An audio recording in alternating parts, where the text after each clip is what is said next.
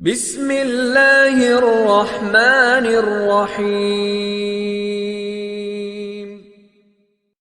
معزز ناظرین کرام، ایران کے بادشاہ قیصر نے جب ساری دنیا کا بیشتر حصہ فتح کیا تو اس نے اپنی شان و شوکت کو ظاہر کرنے کے لیے ایک تخت بنوایا۔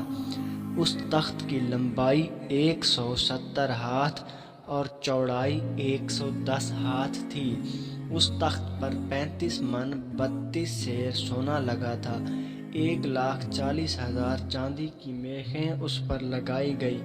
ان میخوں کا وزن 2123 من تھا اور 2.5 من وزنی تاج اس پر ایک زنجیر سے بندھا ہوا لٹکا رہتا تھا، جس میں بادشاہ سر دے کر بیٹھا کرتا تھا، لوگوں کو یہ بتانے کے لیے میں بہت بڑا بادشاہ ہوں۔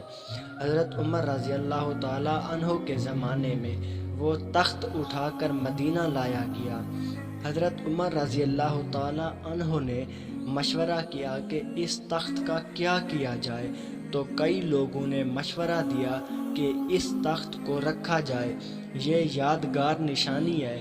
حضرت علی رضی اللہ تعالیٰ عنہ نے فرمایا، یہ عیاشی کی نشانیاں ہیں، مسلمان عیاش نہیں ہوتے، اس تخت کو ٹکڑے ٹکڑے کر کے تقسیم کر دیا جائے۔